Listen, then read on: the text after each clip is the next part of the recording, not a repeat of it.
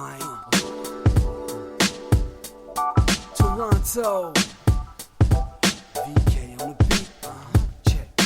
I'm in Toronto where you wanna get the city love. I'm from Toronto where you wanna get the city love. I'm in Toronto like we wanna get the city love. My city love me back for my city love. Welcome to episode 1577 of Toronto Mic'd.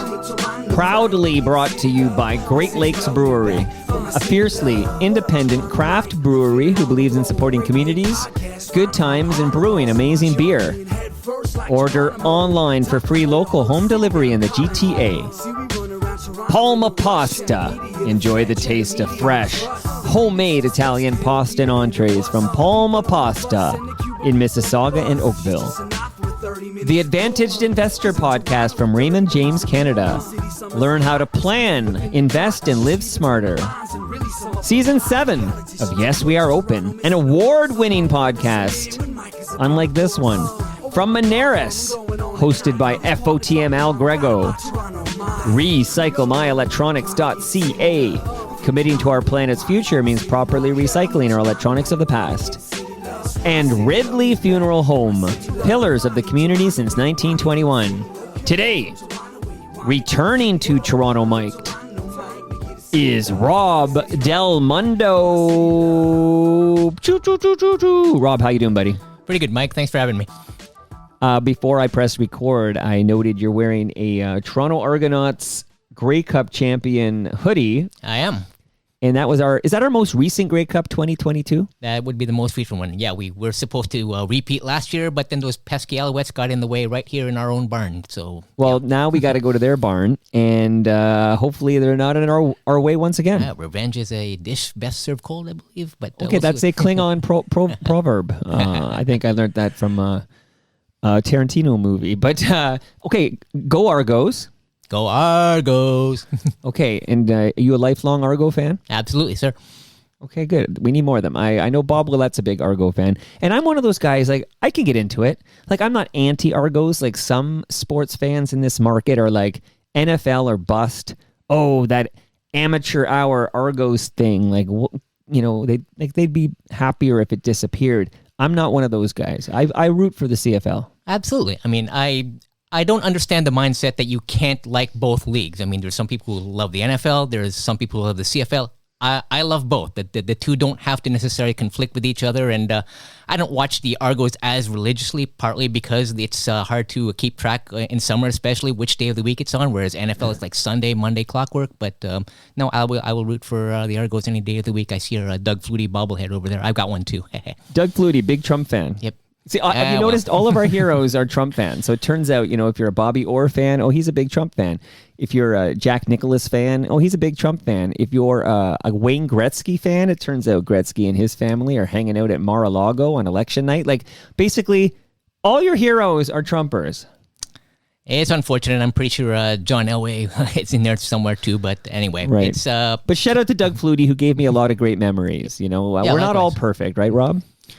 Yeah, I mean, I got when the Argos won the Grey Cup in '97. I actually sneaked my way into the parade because I had a camcorder, an 8mm camcorder bag, and people thought I was media. So I got to see Doug Flutie, pinball. Yeah, you know, that's sort of like when George Costanza always had like papers with him. It looked like he was in a rush and he was busy doing something. Just act like you belong. That's how you crash weddings. That's how you can get into events. Just look like you belong there. Absolutely. All right, and you belong here, Rob Del Mundo. Thank you. So a little bit of housekeeping off the top. One is we are live at live.torontomike.com, and Jeremy Hopkin says it was great meeting you, Rob, at the last TMLX event. You were at TMLX 16 at the GLB Brew Pub, as was Jeremy. You guys met there. It was great to see you there. Yes, I remember Jeremy. He did that podcast recently with the Ghosts and the Hockey Hall of Fame. Toronto Ghost Stories. That's right. Yeah, no, I remember the event quite well. TMLX 16, great times. And thanks, Jeremy. I will get to your podcast. I have it bookmarked. That's how I remember it. So I haven't listened to it yet, but it's on the list. Okay, because Halloween's over, so 'twas the season, but you're going to catch up with that anyways. Absolutely. He always delivers. He's back every quarter. Are you going to be able to attend TMLX 17, which is later this month, November 30th? It's a Saturday from noon to 3 p.m. at Palma's Kitchen in Mississauga. Will you be there, Rob Del Mundo? I wish I could, but there's a conflict with the PWHL Toronto Scepters home opener.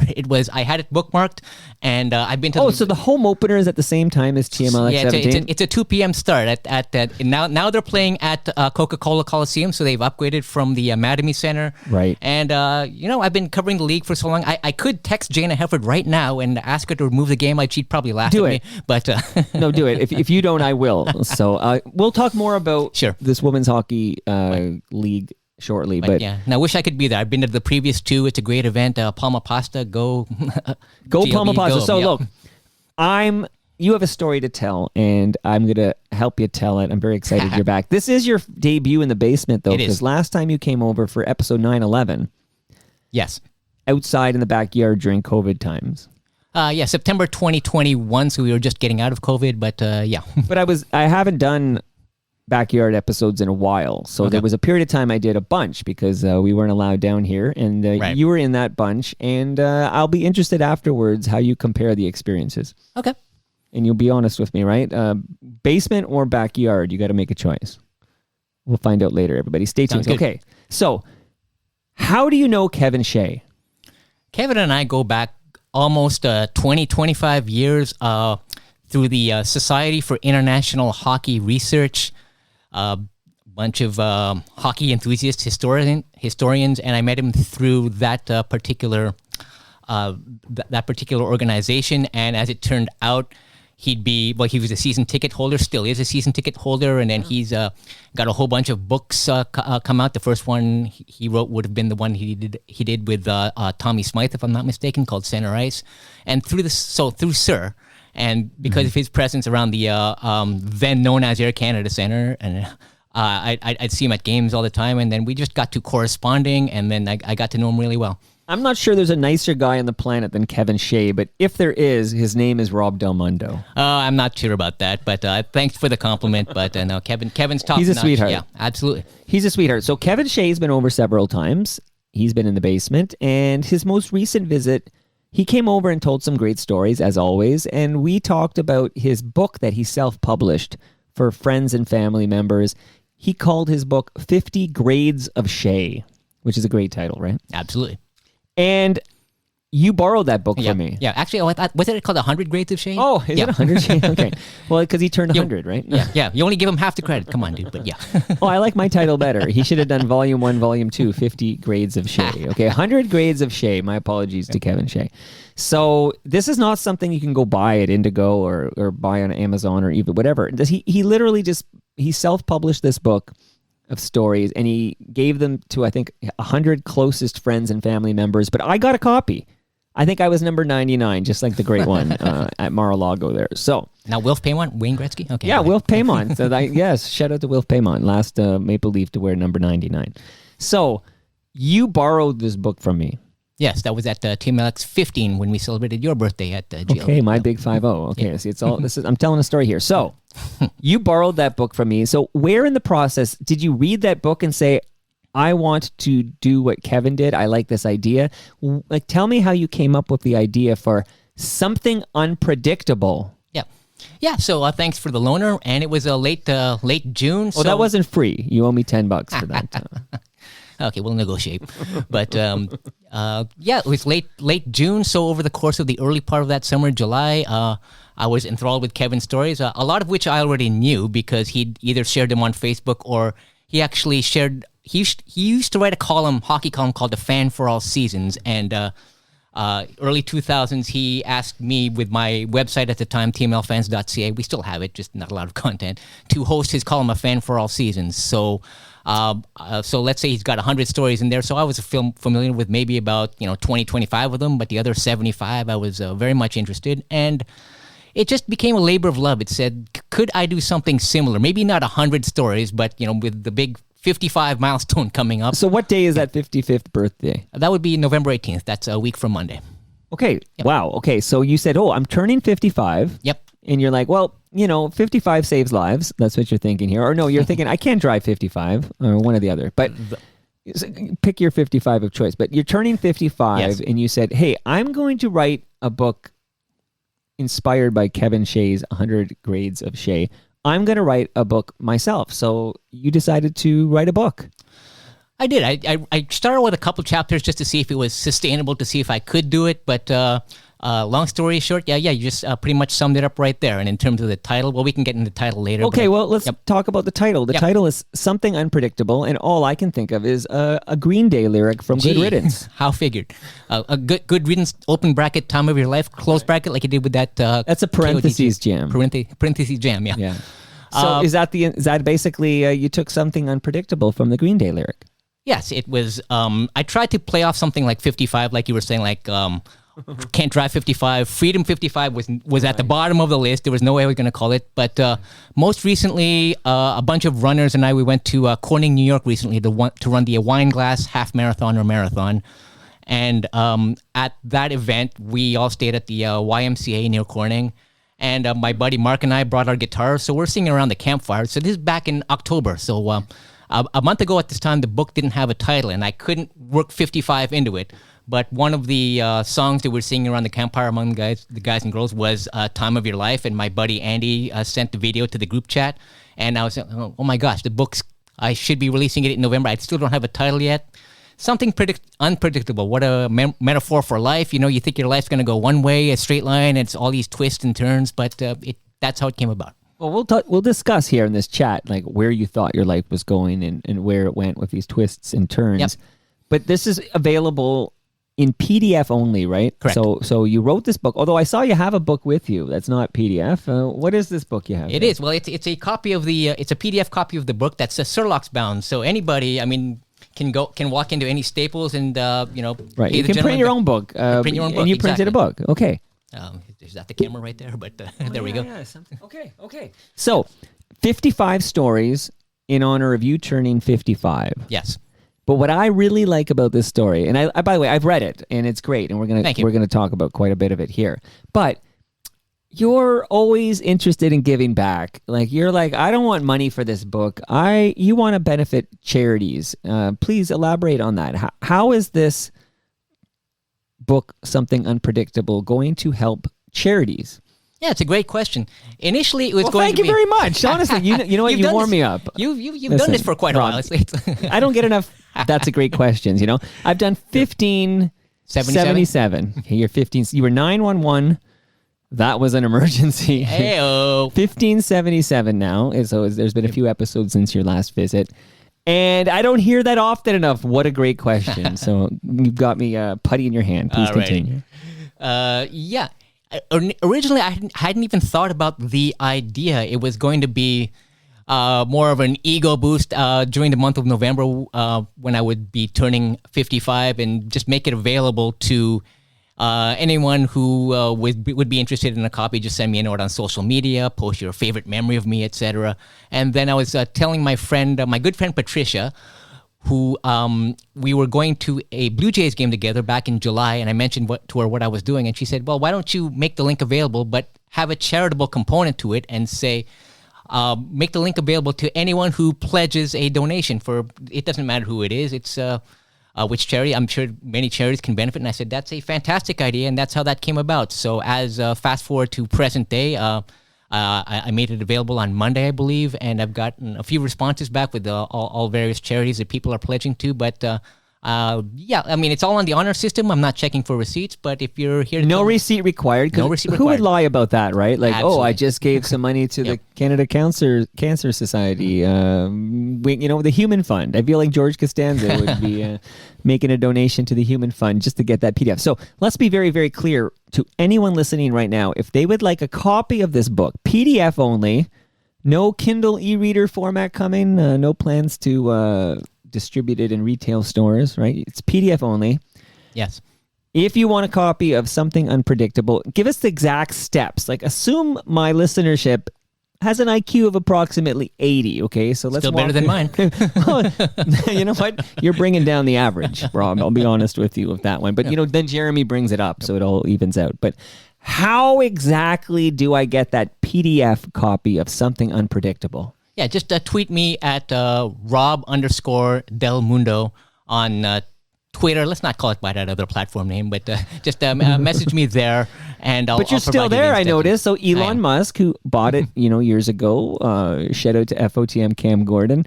So you're still there. I have found myself, particularly since the election the other day, I found myself posting more on Blue Sky. But you're still on the Twitter. I am. I mean, I'm on it too, Yep. so this is no judgment here. Yeah. So that's your preferred communication method for this contest. Yeah, correct. Either Twitter or Facebook. But I realize that not everybody who's listening Okay, might be so- connected to me on Facebook. So you can also send me a note on Messenger. So do it that way as well. Lots of ways. Look, Yep. you know what? Contact me if you can't figure out how to get a hold of Rob Del Mundo. We'll make this happen. So they just have to tell you, I want to get this exactly right. They have to tell you a comment about like their favorite memory of you. Well, it's more for Facebook. I mean, I realize not everybody would be connected to me on Facebook, but those who are, I mean, my preferred was just like an ego boost. What's your favorite memory of me? So I've got about, 10, 12 responses so far already. Okay. That part's optional. If you... Oh, okay, so the main thing is just tell Rob what charity Yes. is receiving a donation from you, and he'll send you the PDF file so you can have a copy of Something Unpredictable. Right, the file or the link, whatever you prefer. Okay, this is easy. We're making this nice and simple. I like it. You want to name check any of the charities that have benefited already? This is a wonderful endeavor by you. Like I have a list thank if you. you haven't memorized them. Okay, so far already, and we're early, okay, and we have all of November for this. And get a hold of Rob and tell him what you're donating to, and you get the copy of his wonderful book. But here are the charities who have already benefited: Toronto Humane Society. Bear with us. I don't know this charity, but Bear is spelled B-E-A-R. So I'm guessing we're... Yeah, my friend Marianne, who lives in Barrie, who has an affinity for bears, is donating to this charity that apparently looks after orphan bears. See, I like orphan bears, but just don't mess with me when I'm camping. Right? So please leave me alone. Okay. Partners with Paws. So far we have the animals are benefiting off the top here. 3-0. Yeah. Partners with Paws. Paws is spelled P-A-W-S. Okay. Now let's move on to some humans, okay? I'm all for helping the animals, but us humans need some help too. The Toronto People with AIDS Foundation. Movember, that's for prostate, right? Yep. Movember, yes. Campfire Circle. That's for cancer patients. Oh, beautiful. Yep. And this one I found interesting. So the Hockey Hall of Fame, okay? Is that a charity? Yes, it's a registered charity. And any guesses as to who Kevin pledged? Shea. How about that? So Kevin Shea, just because it's all of over course. down on Facebook. Well, listen, Yeah. Kevin, I'm glad he did that. Except So am I. How is that a charity? This is just a sidebar tangent. This is Toronto Mike, so I just got to go off. Do you know how that's a charity? I think it's a cultural and museums. So yeah. Okay, so if you don't want to help animals or people, like if you're like, screw the animals, screw the people, Prioritize. Let's put some money into this monument to hockey greats. Then yeah, any charity, as long as it's a charity. Okay. The Human Fund does not count, correct? Correct. Yeah, a registered charity. I mean, if you can find it on GivingTuesday.com, then it's a registered charity. And like, what was the other Seinfeld one you mentioned before? Like the Gustens. Yeah, no, nothing like that. That's the Human Please, Fund, I thank think. you. Was it? Is that one? Okay. Yeah, okay. So let's talk about Sammy Joe Small. Yep. Sammy Joe Small wrote the foreword to this book. So did. this is, you self-publish this, you write this thing, you self-publish it. In a moment, we'll get to who helped you with the editing, because I know Monica M. Monica M, maybe we're doing it right now. Monica M. proofread the book for you. She did. And she, I believe, is the person who donated money to the Humane Society. Yes. And that's because, and I know that we discussed this in the FOTM group, and we talked about it at TMLX 16, but you recently lost your beloved dog, I Butch. did. How old was Butch? Butch was 14 years and 10 months. So just a couple of months shy of 15. He had a great life. I mean, he was, he was my shadow. He was my buddy. So thanks again. Shout out to TMLX 16. That was on the Monday night, and Right. we put him down on the Sunday. And I show up to the event. I'm still in the daze, but I just want to thank everybody, both in our WhatsApp chat and FOTM, who showed up at GLB that night. Especially a special shout out to cousin Jano, who was my +1 at the Stars concert, and she was very instrumental in helping me get through that. So thank you, cousin Jano. Shout out to cousin Jano, a welcome addition, I believe, dragged into this community by her cousin Leslie Taylor. So thank you, cousin Jano. So Monica M., who I've never met, never heard of, but not only does she proofread this book, but this is a nice gesture. You lost your dog Butch. You mentioned Butch was your shadow. You loved Butch. Yep. So some money donated to the Humane Society. That's beautiful, man. Yeah, I mean, Monica, also a member of SIR, knows Kevin really well. She's done some freelancing for Hockey Hall of Fame magazine and other endeavors. She's a graduate of the College of Sports Media, so I believe some of her teachers were Jim Van Horn, FOTM Peter Gross, FOTM Roger Lejoie. Wait a minute. Slow down. Yep. So Monica M was taught by Peter Gross? Yes. That's invaluable. Yes. Whatever they charged at the College of Sports Media wasn't enough. Imagine being taught by the legend FOTM Hall of Famer Peter Gross. There you go. That's incredible. Okay, so shout out to Monica with a K, M. And let's get back to Sammy Joe Small, though. Okay. How did you manage to get Sammy Joe Small, who's won a gold medal with Team Canada, maybe more than one? I don't know. When you're on Team Canada, you might win multiple gold medals. How did you get Sammy Joe Small to write the foreword to your book? Yeah, so I mean, I've known Sammy for the longest time covering women's hockey back when it was out of the spotlight for outside of the Olympic circles. People used to watch women's hockey in 2002, 2006, 2010. But I think it was the '98 Olympics that got me interested. Well, in women's hockey, and when I got my press credentials for the first time. About a year later, then especially going into that Olympic cycle, it was just more than just. I didn't want to wait for the Olympics to start. I wanted to go like in the Beatrice Ice Gardens at York University. Everybody's pressed up against the glass. So I've known Sammy for the longest time, ever since covering the days of the old National Women's Hockey League before the league she co-founded, the CWHL, and then she'd play for Brampton and then later Toronto. Won a Clarkson Cup with Toronto in 2014. So, and then most recently, she was the president of the Toronto Six that won their Isabel Cup in 2023. And I was invited as media to their ring ceremony, which took place this past February. And so in trying to think about, number one, do I need a forward? Maybe I'll just kick the tires and see who might be available. And, just because I have that long-standing relationship with Sammy, I just sent her a message and told her what I was doing and make sure I accentuated the charity initiative. And took a couple days, but I eventually heard back from her, and then she was more than willing to oblige. So shout out to Sammy. Yeah. Amazing. And I did check in, must be more than one gold medal, but Sammy Joe Small actually won, I'm not trying to minimize this because it's one more gold medal than you and I are ever going to win, but she won a gold medal and 4 World Championship gold medals. Right. 4 World Championships and 1 by the IHF record book official gold that was in Salt Lake in 2002. One official gold by the IHF 2002. And then because she was third string in both 98 silver and 2006 silver, based on the number of medals of people on the roster, it might not be officially recorded. You're exactly right. So she was third goaltender, which I guess she never saw any playing time.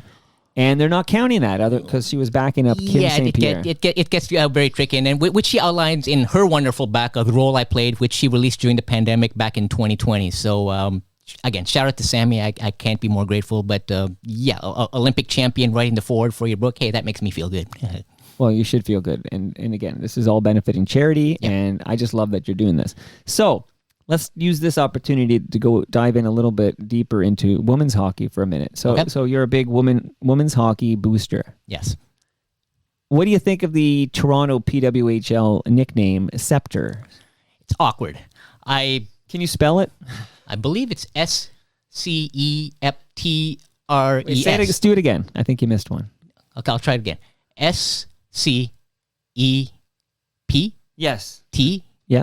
RES. Okay, correct. All right. Yeah. But you're a smart guy, so that's why. Okay. So although earlier we discussed you're not that smart a guy, so no, I'm not. If you can spell it, anyone can spell it. So it's a bit awkward. In what way? Just that it's it doesn't really roll off the tongue. I mean, first of all, is it plural? Is it Toronto Scepter or is it Toronto Scepters? I always thought it was Scepters, but someone can. I'll Google it right now. I'll Google it right now. Yeah, okay. So first of all, even the spelling, if you want to Americanize the spelling, then I guess you do it with ERS. But it's I guess what they're going for is like the sword, symbolizes the hockey stick, and I think it's mediocre. I think they could have done better, but they could have done worse. At the end of the day, you know what? 90% of the name that they would have chosen would be rejected by the population anyway. I remember when Raptors was chosen back in the late 90s. Blue Jays, what's a Blue Jay? Or like Sky Dome. Who would want to go attend an event at the Sky Dome? Now I don't want to call it by any other name because of the corporate name that we all, that's its proper name. But no, Scepters.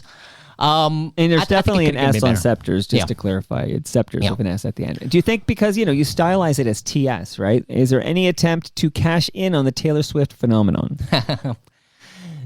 Not likely, but what I've heard, the criticism that I've read on Twitter is like it looks like the Medicaid logo, and now I can't unsee it. Right. But I will credit this though. I will say that when all 6 names were mentioned, I like, as long as it's the plural noun. I like Toronto Scepters and the New York Sirens. Which what I don't like, and this is just my personal opinion, is the trend towards the abstract nouns, singular names. I remember Mark Lazarus, great reporter, beat reporter from Chicago, before the names were announced, he tweeted out, please don't let them all be singular names, please not. So you got the Charge, the Frost, the Victoire, which I get, but the one that puzzles me is the Boston Fleet, which makes no sense to me at all. But I would have preferred a 50-50 split between like plural nouns and singular names. I don't get this whole in thing. We have to be like soccer teams, or like the singular noun has to be the best in thing. Oh, please. Maybe I'm old school. I'm trying to think of plural names nouns. like that. Plural okay, nouns. you have the Orlando Magic. Yep. In the Utah Jazz, like they're kind of different. Yeah, so you get Tampa Bay Lightning, for example. Right. Oklahoma City Thunder. Yeah, there you go. Or even the old CWHL. I mean, they had 5 teams, 4 singular nouns, and then or plural nouns, pardon me, and one the Calgary Inferno was which I don't mind. It's just a matter of, like I said, 4 out of 6 singular. That was too much for me. That's just personal preference. I'm okay, old but school. you're all in. But you are a journalist covering this team, right? Yes. So can you root from the press box, or so you're able to suppress this? Because I'm gonna guess that you want the Toronto Scepters to win. What's the name of their cup? The Walter Cup. Walter Cup. Yep. Okay, so you would love to. I'm sure you would, if you could tell me the truth after a Great Lakes beer. You would love to see the Toronto Scepters hoist the Walter Cup.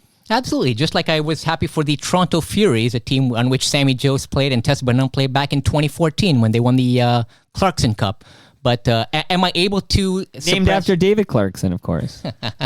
that $36 million contract? But no, David Clarkson. So if I can chime on with a hopefully short story about being able to suppress my memories or not always in the press box. Yeah. So back in April of this past year, talking about revenge is a dish served best cold. So the United States beat Toronto. United States beat Canada last year at the Women's Worlds in Brampton. So this year's Worlds were held in Utica, New York, where Canada got the opportunity to return the favor. But it was a really close game for anybody who remembers, a 5-5 going into overtime. And during that entire game, seated next to me in the Utica Arena press box are radio guys from Utica who are not quite they're cheering for the United States, and that's cool type of thing. Couldn't hide their emotions type of thing. But against better press box etiquette, when Daniel Serdachny scored that overtime winning goal, I may have let out a little bit of a whoop before I tried to contain myself. But it is a little different with the countries, right? Like it's a bit different with the countries. I feel like you can kind of root for your nation. Different than rooting for a club team or whatever that you grew up loving. It's still, and again, I've never been in. It's still frowned upon, but I guess maybe to phrase it a different way, more latitude would be given to you. Let's right, put it that way. That's your citizenship, the country that. You pay taxes over here. Okay, so just remind us again. Episode 911 is the Rob Del Mundo jam kicking deep dive. But how did you get into sports writing? Yeah, so essentially my friend Rick Kuchman, shout out to Rick Kuchman, he was the one who donated to Partners with Paws, that's his charity. So essentially before there were all these Yahoo news groups and chat lines, there was back in the text-based days, there was Usenet and a Usenet news group called rec.sport.hockey. And then there was also a mailing list run the Maple Leafs the Maple Leafs Plaid Works mailing list run by a guy named Chuck in San Jose, California, I believe is where he was located. And so I got to know Rick Kuchman through Plaidworks, and then he started up his website. At the time, it was called penaltybox.com, which has since been transitioned to tmlfans.ca.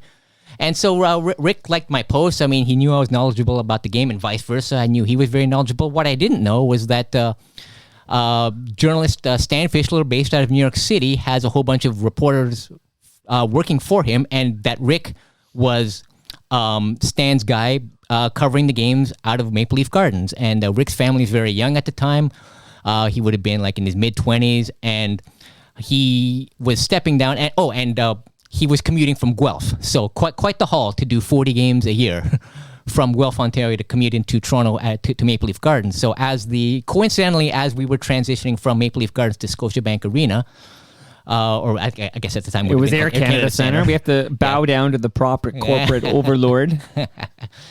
At the time, so those overlords who were overseeing that arena, Rick asked me if I asked Stan for a second credential, we can't both cover the same game, but do you mind if would you be available if I brought you on as a backup? So and you couldn't say yes fast enough.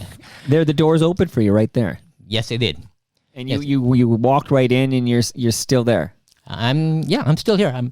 Yes, that's correct. Okay, you don't hesitate on that. Shout out to Ridley Funeral Home. You're still here, looking right at you. Okay, so that's I heard you at TMLX 16 at the GLB Brew Pub at Jervis and Queens Quay. I heard you chatting with Steve Paikin about Stan Fischler. Yep. And I guess Steve was familiar with Stan.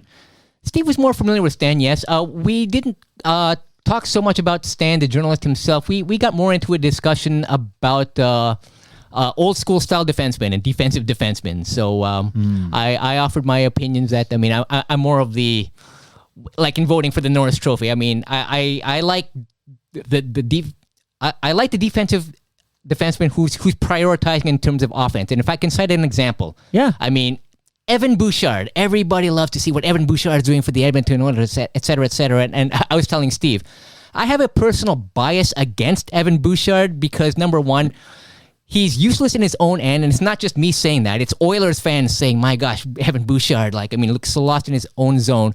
And a bit of personal bias sets in because not last year, the year before, I was in a hockey pool and with a chance to win a lot of money, and it became down to three. It was a survivor pool, so where you had to pick the winner, and you couldn't pick the same team more than once per season. So out of 100 entries, 97 entries get eliminated, and it's now just me down to two other people. And it's like, well, Edmonton's playing Anaheim. Oh, this should be a no-brainer. I haven't picked Edmonton yet. Edmonton should beat Anaheim, right? Who's Anaheim's goalie? Well, some guy, he's leading the NHL in save percentage now, but at the time, Lucas Dostal was not a household name. Well, the Edmonton Oilers are going to walk over Lucas Dostal, aren't they? Well, no. Evan Bouchard is going to cough up the puck, not once, but twice, in a 2-1 Edmonton loss. It's like, oh my gosh. So screw that guy. Yeah. It's like credit to him for doing what Brian Leetch did in '94, et cetera, with all the points, but I would never vote for Bouchard as a Norris candidate. And that was the conversation I was having with Steve. It's like, the defensive defenseman versus the offense, or the offensive guy who's going to sacrifice defense for points is, that's my opinion. That's my opinion. We're going to later in this program, because, tonight, what's happening tonight with regards to the Hockey Hall of Fame? So tonight's the annual Hockey Hall of Fame game. They always have it on the Friday before the induction ceremony. So tonight the Detroit Red Wings are in town. And I won't be at the game, but I will be at the Hall of Fame actually later on this afternoon at 2 p.m. is the ring ceremony where this year's class gets their rings. And TSN will be broadcasting it. There might be an hour delay, so it's on at either 2 or 3 o'clock. I don't recall, but I'll be there. I'll be at the ring ceremony. So later in this, I'm going to talk to you about a defenseman that sounds like your kind of guy, Shea Weber. Absolutely. Yeah, and who could blame me for that? Okay, so you're in sports right now. I'm going to ask you some pointed questions here before we get to some lighter stuff. Yep. You are of Filipino descent. Yes. That's a mind blow for those who can't see right now. So I'm surrounded by Filipinos. I live with several Filipinos. Okay, so this is a community I'm very comfortable with. Unlike all those other cultures, like, what are you doing here? Bring me some more Filipinos. But I'm curious if being Filipino,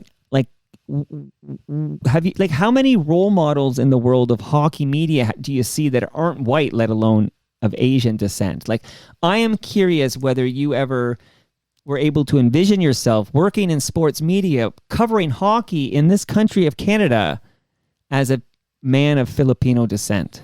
Yeah, so basically, I wrote my stories. I went into the dressing rooms. I got my interviews with players. I didn't and still don't really think of myself as a Filipino reporter. I'm just a reporter. So, I mean, obviously very few, if any, role models to pattern if we're looking for an example of ethnicity. But Well, I will Hazel say, May yeah, is on the baseball side. yeah, and but she's a bit of a will say- unicorn.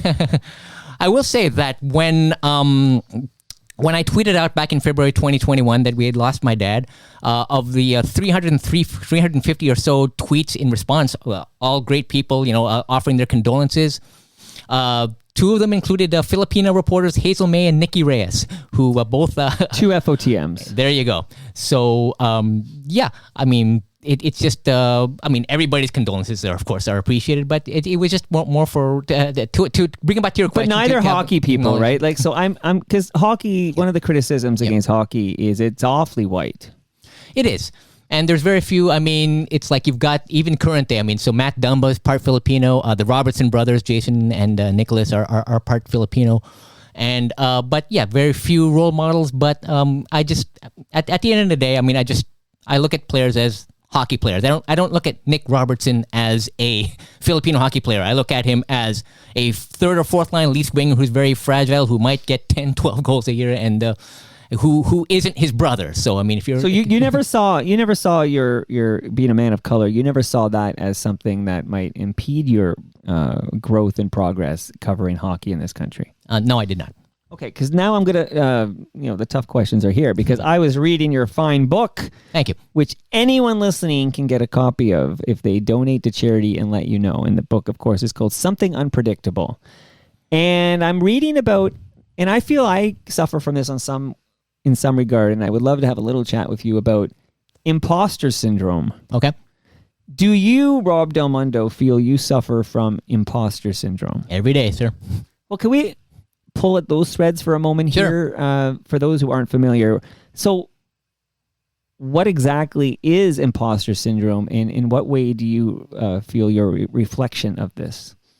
Feeling like I don't belong. It's like maybe, and it's a matter, it could be sports writing, but it could be any walk of life, for example. So if it wasn't clear from the outset, sports writing isn't my mortgage paying vocation.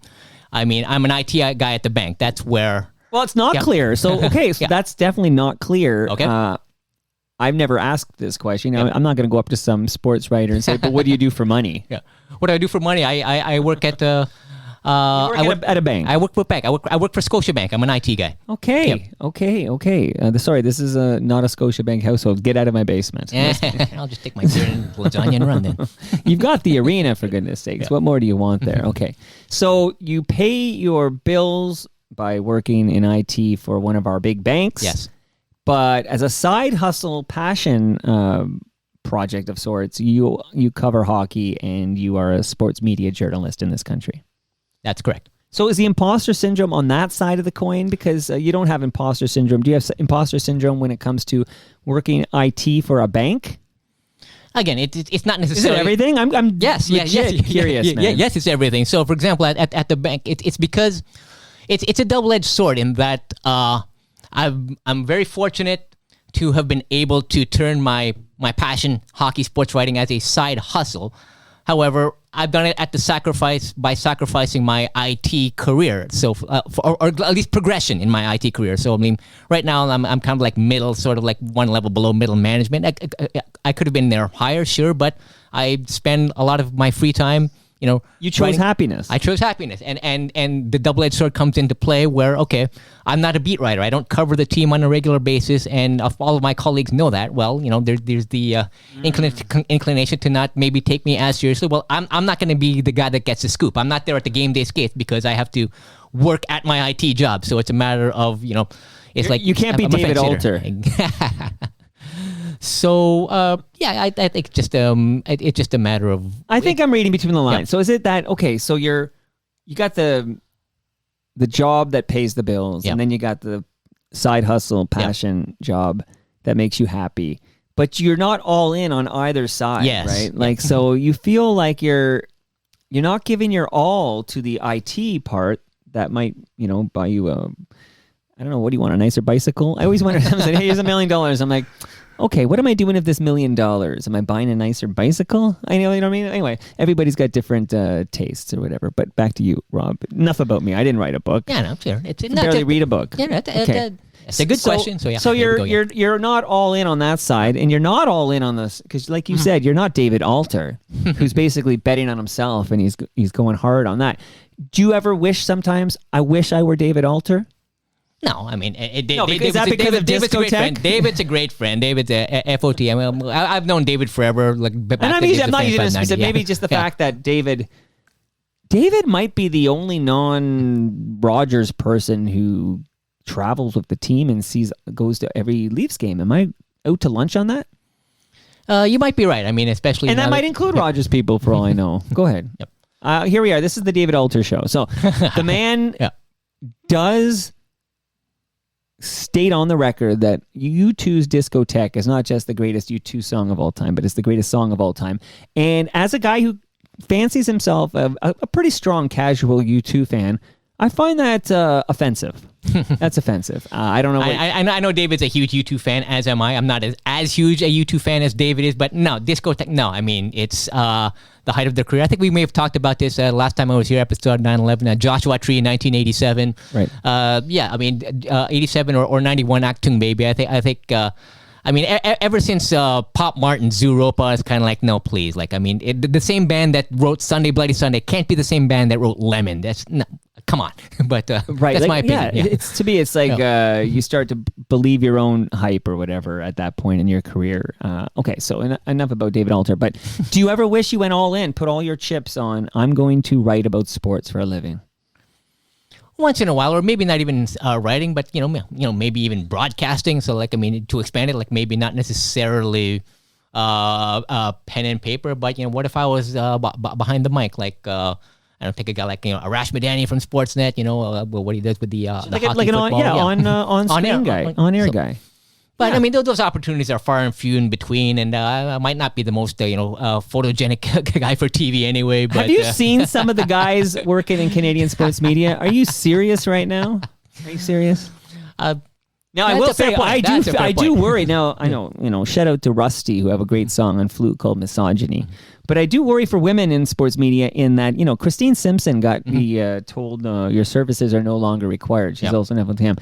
And she's been, I don't think they use the word replaced, but they have hired a younger version of her to do that job now. And I don't think it's quite as extreme for males in sports media. And you sure don't have to be fit and handsome to be in sports media in this country as a dude. Well, that's good. Well, that's why I have lasted so long. But anyway. But you're fit because you run marathons and you're a good-looking guy. Half marathons, but yeah. So this has all come back to the imposter syndrome, that if you could, I love Arash Madani, but he's no George Clooney. I'll tell him you said error. Arash, but he lives near here, so maybe we can bump into him. No, it's do I wish... It's one of those things where, I mean, you're never going to be let me phrase it this way. No matter how... I've got this fridge magnet of Homer Simpson trying to whiff a golf ball type of thing, right? And then the caption of that is, no matter how good you are at something, there's always a million people better than you. And it's like, it's appropriate for me because, as you saw in the book, I'm not a very good golfer. I can hold my own with a double bogey type of hole. But so getting back to the...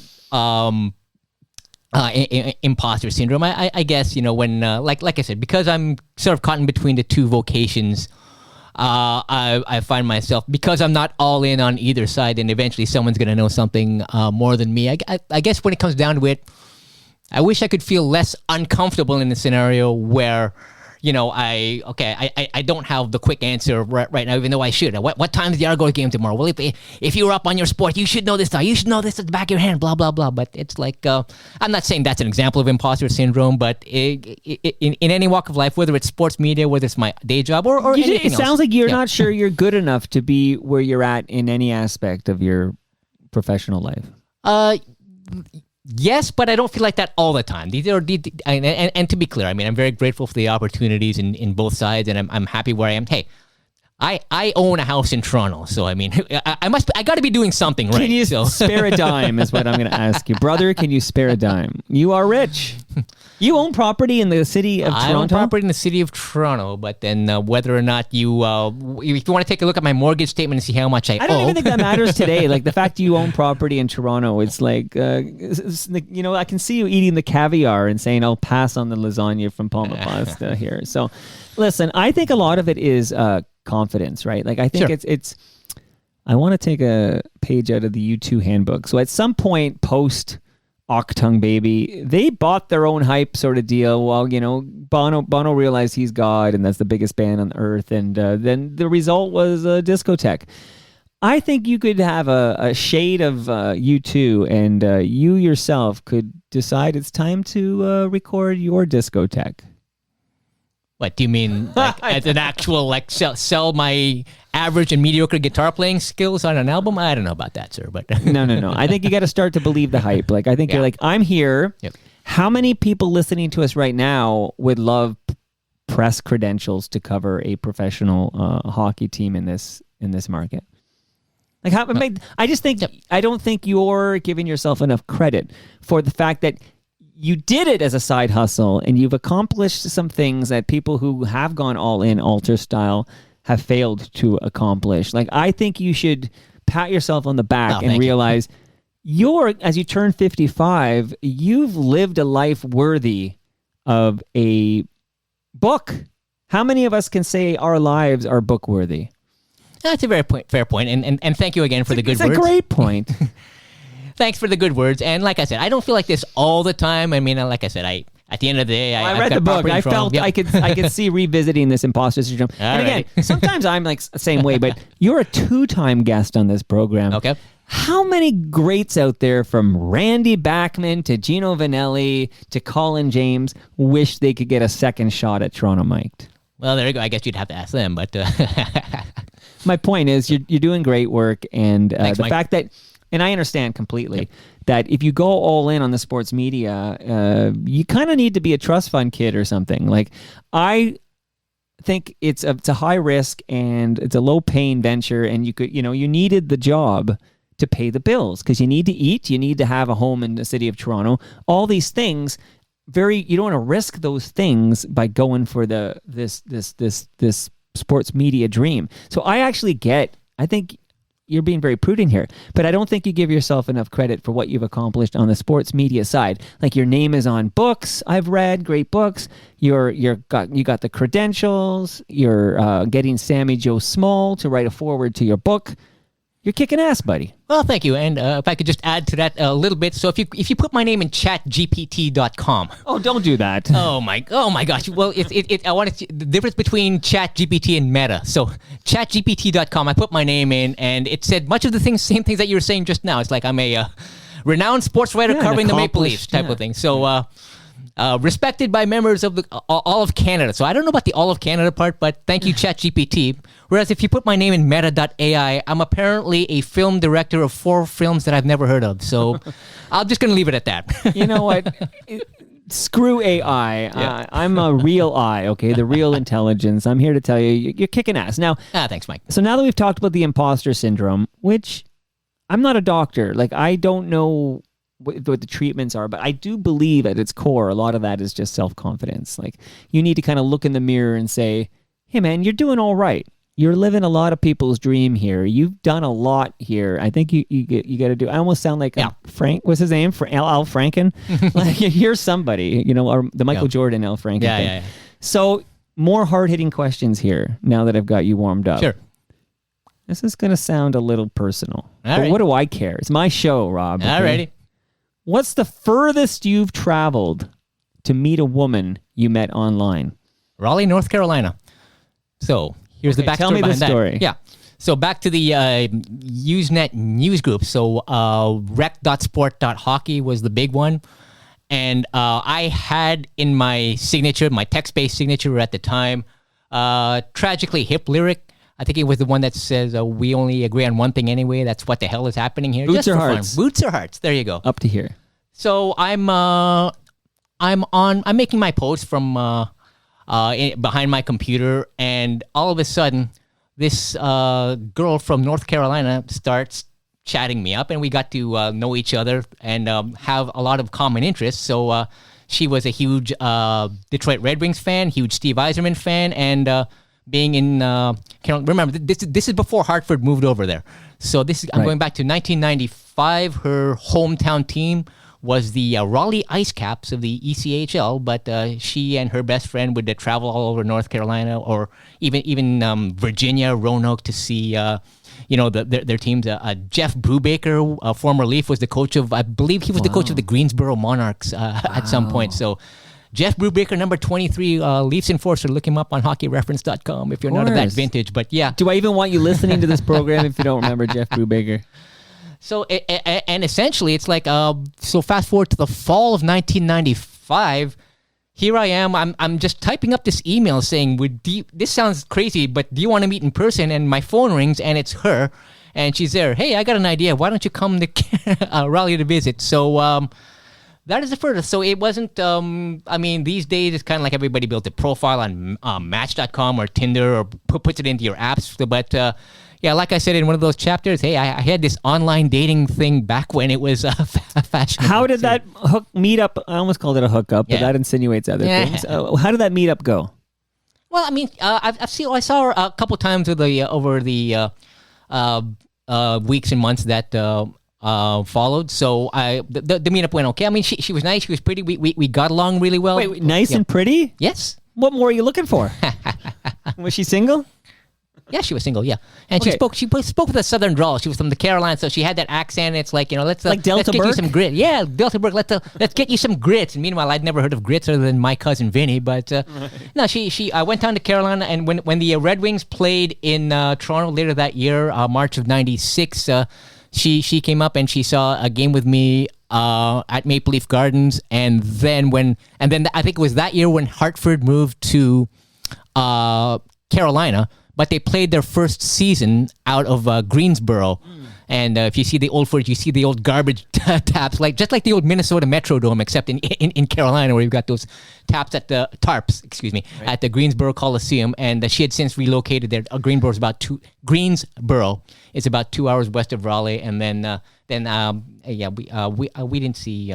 That was the last time I would have seen her. So yeah. But that is a long way to go to meet a woman you met online. It is. But I bet you there's dudes listening, and maybe gals listening, or maybe non-gender people listening, who have gone a lot further than that. Probably gone a lot further, and I got lucky in that I didn't get catfished. No, she was, and of course I would never catfish anybody else, but I mean, we were who we said we were. You didn't share pictures of George Clooney or Arash Madani. No, actually I shared a picture of myself, and then she was... so she was like, she knew exactly what to look for. Yummy. She's like, I like some of that. She was there. Yes, I still want to meet this guy. It's not a deal breaker, but yeah. Okay, what's your current status? Yeah, I'm single. You're single. Okay, so I don't make any of these assumptions. No, so are you on these apps? Infrequently. I mean, gosh, where does a 55-year-old dude like you, who's busy because you've got the full-time job, and then as we mentioned, you've got the part-time job. Like, where does a 55-year-old guy like you find somebody? It sounds like you're attracted to women here. Where do you find women to date? Good question. And if I have an answer for you, then maybe when you ask me that question next, my status will change. Forget charity. Here's the move, okay? I'm going to give you a tip here. Forget charity, okay? You write the book, and you're like, if you write me and meet me for coffee, you get my book, okay? That might work. I mean, hey, nothing else has worked at this point. I like her. So I'm not single, but I always think, that's the low barrier. Like, grab a coffee with someone, because I think, and again, what do I know about dating? But I think within 5 minutes of somebody at coffee whether you'd like to pursue like a date or whatever with this person. Like, I think pretty quickly. But a coffee is like, I don't know, like $3 each or something or whatever. So for $10, you and your date have a nice coffee, have a nice chat, and then whether the both of you know whether you're interested in having like a real date, if you will. I think that's the trick. A bunch of coffee dates. Coffee dates, or what I heard on the radio, it's most interesting, and maybe this is truer of the younger generation, but it could be applied to all ages. So hear me out for a second here. I've heard the in thing now is that people don't want to do coffees anymore. They want to do Zoom meetings. Oh God! Holy crap! Seriously? What station is it? This is the age. This is the age. These aren't my rules. I'm just going by what's reported. So it's like, person X wants to meet person Y. Okay, well, why don't we just do the skip the dishes thing and then order in type of thing, which can work to your advantage because to your point about chemistry, let's say either side decides that there's no absolute chemistry whatsoever and this isn't going anywhere. Instead of being in a social situation where you're just twiddling your thumbs, you just hit that end button and you are done. So that's the way it is. I don't make these rules, but yeah. I'm personally, I believe that much like with Toronto. So yesterday, I had a gentleman on Toronto Mike named Pat Carey. Very accomplished saxophone player, like just very accomplished. And he also he's a full-time member of the Downchild Blues Band. And the Downchild Blues Band, which has been around as long as you've been alive, okay, same age as Rob Del Mundo, are on their farewell tour. Like, this is it. Donnie Walsh, he's like, we're done. And I'm Zooming with the guy, and it was set up through a third party because I wanted to talk to Donnie Walsh, who nicely said, I don't talk to anyone. So he's not doing Toronto Mike or Joe Rogan, okay? He's talking to nobody. He's not talking to Oprah Winfrey. I'd like to find out if Oprah offers Donnie Walsh an interview. I wonder if he takes that one. But, okay, I digress. The point is, it gets moved to Pat Carey, and then in the shuffle, I'm busy with lots going on. I agree to Zoom with Pat Carey about the Downchild Blues Band because I'm very interested in finding out what's going on with this legendary band that's calling it quits. Like, I am very curious. So I'm chatting up Pat Carey. And then early on, I always ask, where are you? Like, is he in Winnipeg? Is he in North Carolina? Is he in Raleigh? Where is this guy that we're Zooming for this Toronto Mic'd episode? Because as you know, Rob, how many episodes of Toronto Mic'd are Zoom? Very small percentage, right? These are in-person interviews. Yep. He's in South Etobicoke, okay? I at that point in my I'm basically like, I'm going to, out of respect for my guest, I'm going to record a good episode, a good hour with this gentleman, but my heart's already gone. Like, it's like, why aren't we in the same room? I can't imagine a first date on Zoom when you both live in the same city. Like, this is a long way away. If I were dating Pat Carey, I wouldn't want that first date on Zoom. I'd be like, let's grab a coffee. It'll cost us $3. If we don't like each other, if I find you repulsive or it's going poorly, we're all adults here. You can, thanks for this. Good luck with your life and peace out at the 15-minute mark. Yeah, no, that's a fair point. And if it wasn't clear before, it's like I'm all for the in-person even you're not asking. So if anybody wants a coffee with Rob Del Mundo, you can also get a copy of your book. Get a copy of my book, and let's just do it in person. Let's not do it for Zoom. I was using Zoom as the example for being anecdotal from what I heard on the radio, but to be clear, that's not what I'm in favor of. Okay. I'm the in-person old school guy. What radio station was this? Is this, come on, what station is telling people these kids are all meeting on Zoom because they're too busy to have a coffee? By the way, screw the coffee. Yep. Meet at Great Lakes Brewery. Oh, yeah. And grab a pint, because I'm going to be sending Rob Del Mundo home with some fresh craft beer from Mike. GLB. You love your GLB. I do.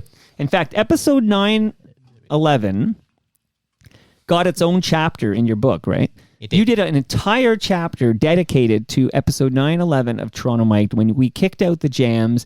And, of course, in the book, I think it was page 78, you shouted out Great Lakes Brewery. I did. That's why I like you.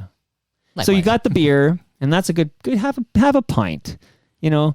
Cough up the extra couple of bucks, get the pint, and have your date at Great Lakes Brewery. Okay. I'll come referee if you need it. Okay. Sounds good. Ridley Funeral Home has a measuring tape for you. Oh, thank you. Pillars of the community since 1921. Okay. Moneris has sent over a speaker for you. Oh, nice. Thank you. That is a high-quality wireless speaker. And with that speaker, you, Rob Del Mundo, will subscribe to Yes, We Are Open, which is an award-winning podcast from Moneris that Al Grego hosts. Al Grego will be at TMLX 17 on November 30th at Palma's Kitchen. That is confirmed. You won't be there, but Al will be there. Al went to Winnipeg, and he visited with the Shooters Family Golf Center and Restaurant owners, the Sarasani family. And he learned the story of how this family transformed a modest driving range into a beloved community hub that's been serving Winnipeg for the past 31 years and counting. And those are the kind of stories you get from Al Grego on the Yes We Are Open podcast from Moneris. Season 7 episodes are dropping now. Excellent. I'm just looking at your poster over here. So Okay, well, you got to subscribe, or I'm not giving you that speaker. That's the deal here. fair point. That's the deal. Okay, I want to know about Hollywood jerks, okay? Who is the biggest Hollywood jerk that you have ever interviewed, Rob Del Mundo? And I want names. Andy Dufresne, Tim Robbins. I have all the Really? respect. I have all the respect. So disappointed. I'm so disappointed too. I mean, it was especially like, I mean, I'm a huge Shawshank fan, and I loved Bull Durham, Nuke LaLoosh.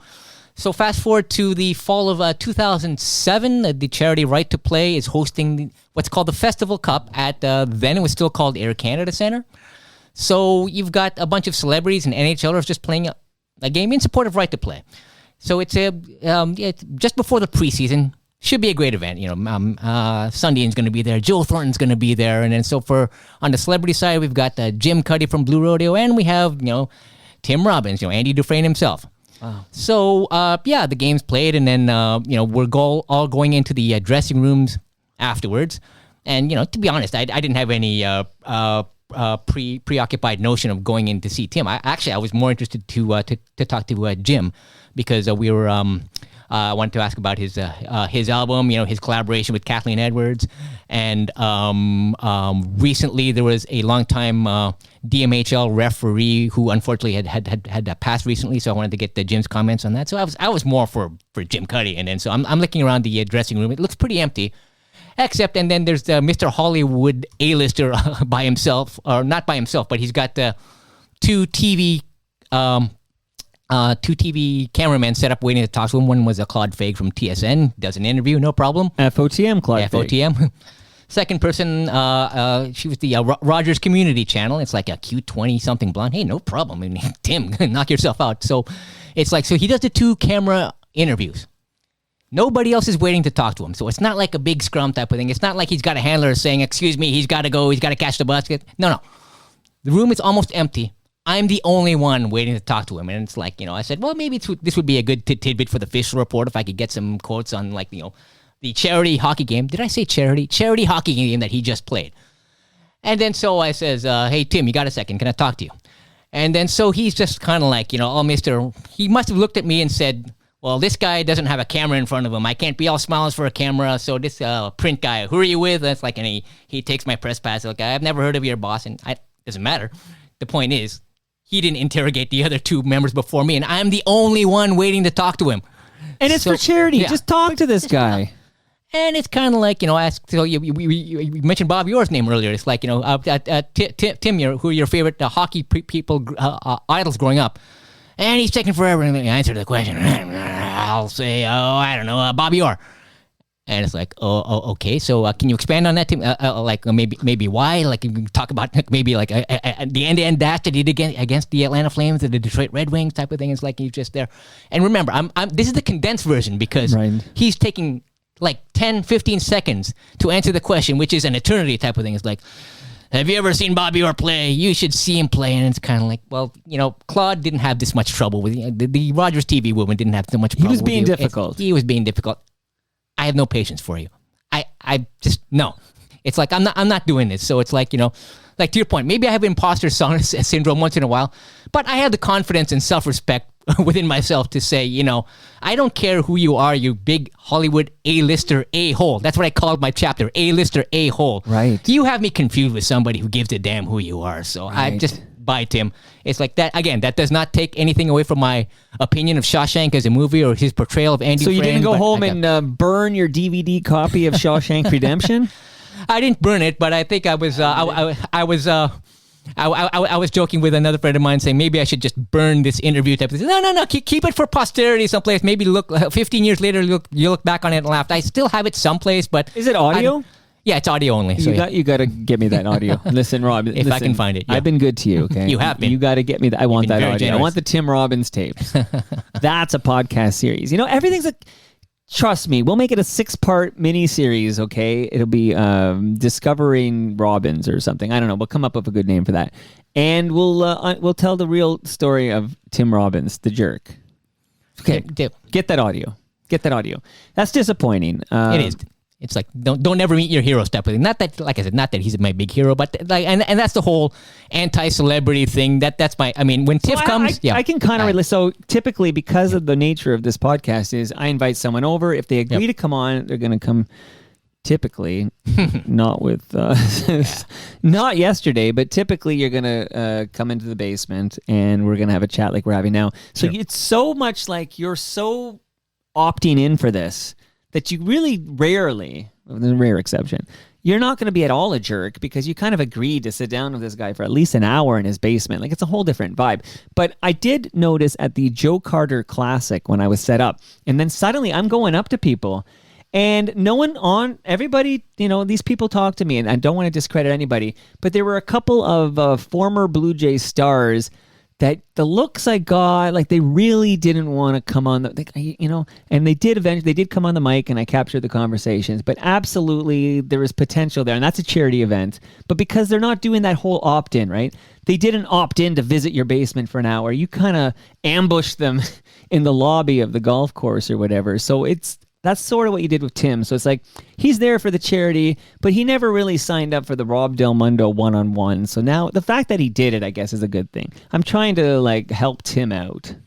Sure. Don't be a jerk. Don't be a jerk about it. Okay, so disappointing. I could understand if he was scrummed and he had to catch the bus, which I've done. Would you rather he just said, not in the mood, man, and not done it? Absolutely. I've gotten I've gotten that several times from hockey players. I remember one time I wanted to ask Chris Draper for a couple of questions, and Detroit was only coming in once a year at that time.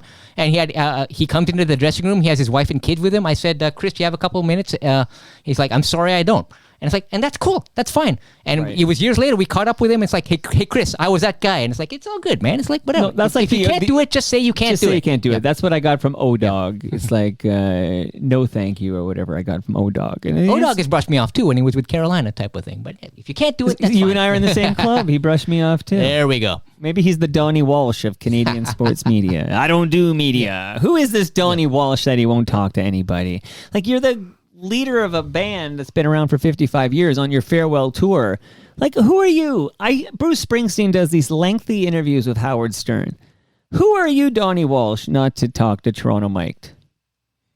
This is just me venting now. Yeah, okay? for I'm sure. glad you're here. Okay. So, couple of quick hits on our way out. One is, Rob, what was it like getting a bird's eye view of when Canada almost broke up? So here we go to the Quebec referendum of October 1995. So my first job graduating university was an IT guy for CBC. And it was, I don't know how I got put on this project, but I did. Grateful for the opportunity. It's like you're on the elections team. Here's a piece of software that basically manages the Chiron. Here's your fee, here are the numbers. Your point-and-click program that you're maintaining, Rob, operator presses a button, the numbers go to the graphic templates, and that's what you see on the screen. This writing percentages. But are you putting in the numbers, or someone else puts in the numbers and you're just putting it on the screen? No. The feed is coming through the provider. Like, it's all text-based, right? And it's going through the computer. Somebody else they're not putting in numbers. They're just clicking a button, and so that the button can translate it into what the Chiron translates into the graphics. Okay, I'm with you. Yeah. So my first election that I covered was in September 95. That was in New Brunswick. Frank McKenna was the Liberal premier at the time. But to bring it back to your question, it was a month later, October 1995. That was the Quebec referendum. And we'd set up in the Windsor Hotel in Montreal where CBC was doing its telecast. So, Peter Mansbridge, Wendy Mesley, the entire crew is set up at the Windsor Hotel. And I was, people our hotel was the Sheraton on René Lévesque Boulevard there, right near Union Station. So I can wake up from my hotel room, see all the flag wavers coming from Union Station and, banding together at the Dorchester Square, which is just to the east. And I've got I'm taking photos over here. But I remember about a couple of days beforehand, it might have been even the day beforehand, I overheard some of the senior producers talking with each other, just, not on the record, of course, but it's possibly forecasting a 54% to 46% in favor of the separatist side. So it's kind of like, wow, it's just a really eerie mood. Right. And then the telecast happened. So we go live. On October 30th. 1995 at 8 p.m. Eastern, and at 7:55 actually, they do a behind the scenes type of thing, right? And then so I posted it on my YouTube channel. There's the behind the scenes, and then all of a sudden the director Fred Parker tilts his head a little bit, and as he tilts his head, you can see me at by the computer over there. So yeah, and then the event itself, it was so at 7:59. It's like, okay, last call. Is everybody ready? Rob, did you make sure that everyone's computer is set to 0? It's like, yes, even the people upstairs. No, not the people upstairs. Well, then get up there. What are you doing? So it's like, I mean, Wendy Mesley, is your computer set to 0? Okay. FOTM Wendy Mesley. Yep. And then at the main desk is Peter Mansbridge and Jason FOTM Moskovitz. Peter Mansbridge. Who's the other guy? Jason Moskovitz. Not an FOTM. What's going on there? Okay. Oh, well, that's your department, bud. Right. Well, you could be a booker too. Okay. So give me Donnie Walsh. Yeah. Okay. And gave him a thumbs up, and then just adrenaline's going. I just happened to say good luck, Peter, and he said thank you. So I was, if not the last, then one of the last people to talk to Peter before he went live. Wow. And you have imposter syndrome. Well, he doesn't know me from Adam. I'm just happening. No, but here you are. Like, you're just a dude. Yeah. Just a dude. And you're a part of all these interesting things. Yeah. Like, that's why you've got 55 stories in something unpredictable. And your birthday, what, is a week away? Is that what It's a week away. It's November 18th, a week from Monday. You're turning 55. Yep. Anybody listening can get a copy of Something Unpredictable so long as they make a donation to the charity of their choice and then tell you about it so you can get them the PDF. Yep. This is all happening now. You had a bird's eye view for that big historical moment. That's in the book. Now, let's talk about today. So you're going to go to the ring ceremony at the Hockey Hall of Fame. Yep. See, it's all about Kevin Shea, right? All about him. I don't know if he'll be there. He'll be there on Monday night. Oh, he'll be there. No, he'll be there for Monday. No, he doesn't usually come to the ring ceremony. That's pretty much media only. He'll be there for the inductions for sure. That's on Monday night. He won't be around the corner just hanging around. I feel like Kevin will be. Let me know. I bet you Kevin's there. Okay. But I don't want too much of a debate, except that one of these guys was actually at that Joe Carter Classic, but he did not chat with me. That was Jeremy Roenick. He was there. So you got Datsuk, Yep. Roenick, Shea Weber. And then, again, you're the expert. I have a little ignorance here. Who are the women that are being inducted? Yeah, Natalie Darwitz and Chrissy Wendell Pohl, both United States. So both American. They've won both worlds.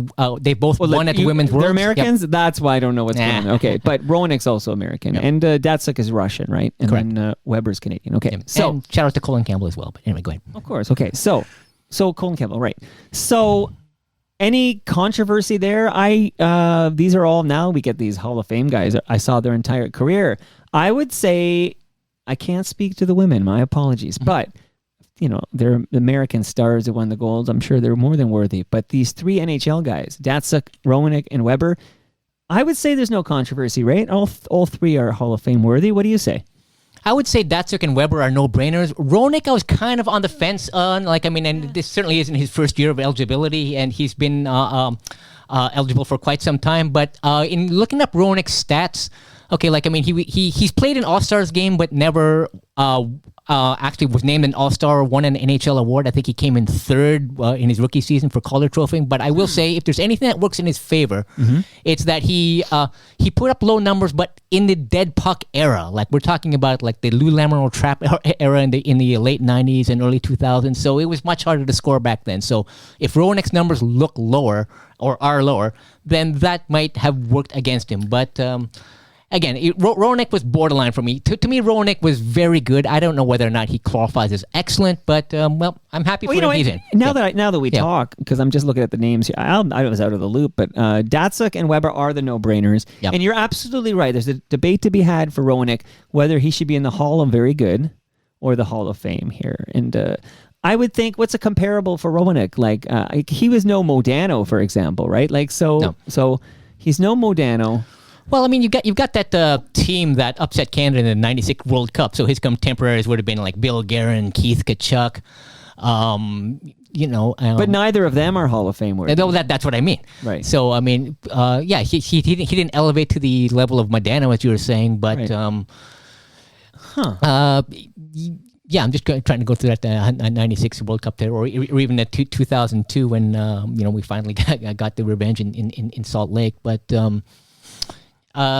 I'm it's changing running- my mind. I'll fix it in post, but I'm now gonna say on the record, Rowanek's not Hall of Fame worthy, and I have to dive in deeper because I'm now just he belongs in the Hall of Very Good. Yeah, and that's where the Hall of Fame has its challenges in that because the bar has been set so low for the Hockey Hall of Fame. There's when I give my perspective as who was excellent, not who was inducted in, because if you induct some I'm sorry, I'm not sold on Clark Gillies or Bernie Federko, but if you let those guys in, right. then and the only reason I bring up those names is because they were part of the 2002 induction, the first inductions that I ever got to cover with Stan. But so to bring it back full circle, but those are two gentlemen who belong in the Hall of Very Good. Yes. And the Hall of Very Good is a kiosk in the Cloverdale Mall. Absolutely. So anyway, and 10 seconds about the women is I think both are worthy. If I have an issue, it's just I don't think either of them should have gone in before Jennifer Botterill, because I think Botterill is long overdue. I have to admit, when I watch a Leaf game on a Saturday night, I really just watch the game. I don't remember the last time I tuned in for the chatter between periods, okay?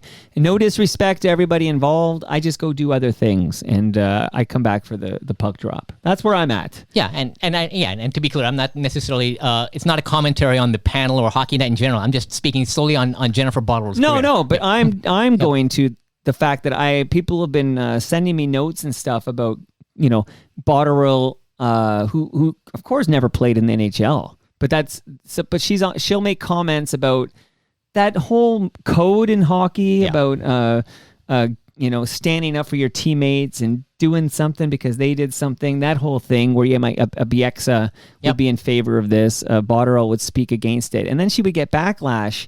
And I'm wondering if this all comes back to Fluke from Rusty, that was just more misogyny. I think she gets. I think on Hockey Night in Canada, and again, I'm not seeing this. I'm just I'm seeing the reaction to it. I think the deck is stacked against her because she is a woman. Yeah, that's a fair commentary, and it's more to the point. And whether or not she's a woman or not, it's a matter of the old school style of thinking is always going to defend the code, and it's Ken Campbell from the Hockey News will always say, "Well, what is the code? Does anyone ever have a copy of the code?" I think it's a Garrett Joyce book. The code. I think you're right. Yeah, and so for example, it's can anybody please explain to me what the code is? So to the retaliation example, did the player have to stick out his knee to retaliate, or can you not just send a message based on the code? So I don't have any issue with. But I appreciate that Jennifer speaks up. Absolutely. I just wish she didn't have to get backlash because she never played in the NHL. Because if you're going to have backlash against anyone who did not play in the NHL, then you'll never basically appreciate the input, the analysis, the pros of a woman, because no woman has ever played in the NHL. Yeah, and it's the whole I never played, therefore I don't have an opinion type of that's all Mark. I mean, I have never been a politician, but I'll offer my opinions. Not too late. Yeah, it's not too late. There might be some job openings soon. But okay, so that's tonight. So enjoy the ring ceremony. Yep. Last thing, because well, that's today. That's in the afternoon. That's today. That's the afternoon. But tonight, yes, Chantel. Don't call her Chantel.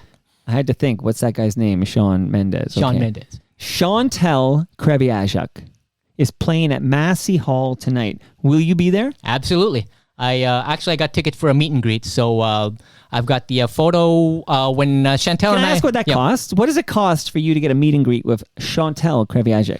Well, this was a MasterCard promotion, so I got a Facebook ad from MasterCard that said for $120, you can get a meet and greet, and I'm looking at the Massey Hall prices, so the key thing is this includes the price of admission. You in the building for the concert. I'm going, wait a minute, Massey Hall, okay, if I sit in the rafters, $60. If I get the premium seats, $100.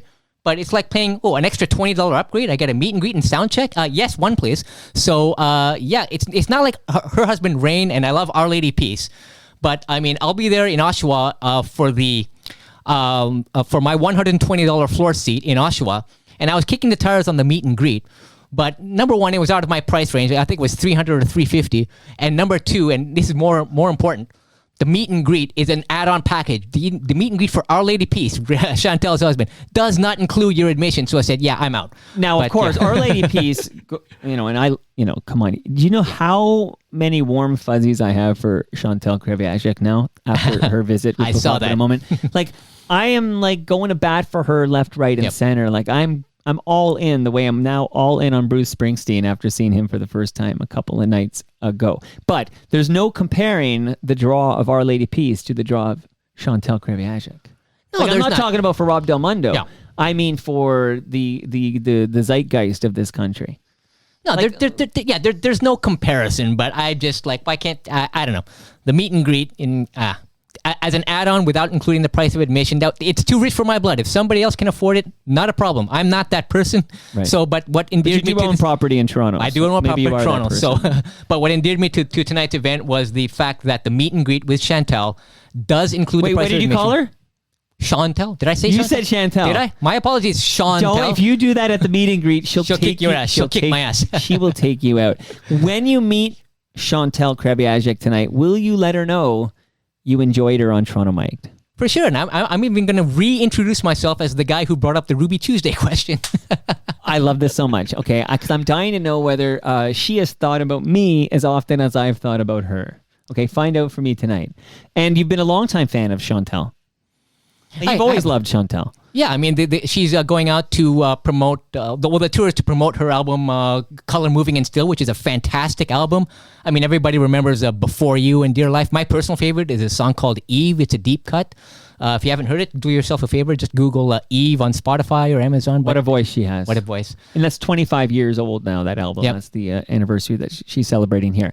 So, I'm now, because you're a longtime Chantel Kreviazek fan, and I've been thinking about that episode quite a bit. I'm just curious, other than the fact you got an answer to your great question, any highlights, like anything about the episode? So I take it you enjoyed that episode of Toronto Mic'd here? Oh, very much so. I have imposter syndrome. I need you, Rob, just before we say goodbye, I need a couple of minutes of you pumping my tires about how much you enjoyed Chantel Kreviazek on Toronto Mic'd. Was thoroughly looking forward to it all week long when you first plugged it, and I did not walk away disappointed. She was great. I mean, and I think it was mentioned in the WhatsApp chat a couple of times. It's like she kind of warmed in, warmed up. She came in hot. She came in hot. Didn't know what to expect type of thing, but no, it's like once I had to win her over. I won you over. You did, and that's the point. It's like once you won her over. No, it's just like, her credentials don't need my explanation, but for all the artists that she's collaborated with, it's not just about her, but with Kendrick Lamar, Drake, Gwen Stefani. I can't remember if she was on that podcast, but yeah, the part where what's that? Rich Girl, na na na na na na na na na na na. Yeah, Chantel wrote that part, so I had to save that for the sequel. I can't do it all in that hour we. That's not a long time, but yeah, for sure. Great episode, Mike. Really enjoyed it. This was a great episode. I really enjoyed. And again, reminder to everybody who can hear our voice right now. Something Unpredictable. Not just a Green Day lyric. It's also a book by Rob Del Mundo, who's turning 55 years young. And there's 55 stories in Something Unpredictable. And the PDF is all yours if you make a donation to a charity. Rob Del Mundo, helping charities out, sharing the love. Always a pleasure, man. Likewise. Thanks, Mike. Thanks for having me. And that brings us to the end of our 1,577th show. You can go to torontomic.com. Follow me everywhere. I'm on Blue Sky, Twitter. Rob Del Mundo's on Twitter and Facebook. Rob_Del Mundo. Yes. Tell him what charity you gave money to, and he'll send you the PDF. Much love to all who made this possible. That's Great Lakes Brewery, Palma Pasta, RecycleMyElectronics.ca, Raymond James Canada, Moneris, and Ridley Funeral Home. See you next week. Let's do this. One day I'll do this before. Okay. Oh, I'm actually very keen to talk to Colin Brunton on Monday. Colin Brunton. Google him. You'll say, hey, Mike, that sounds amazing. He makes his Toronto Mike debut Monday. See you all then.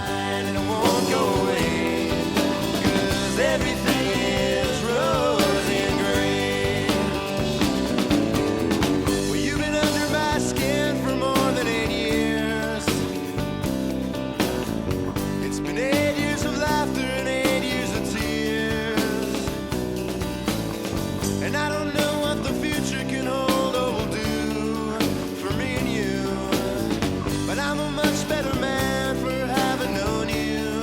Oh, you know that's true.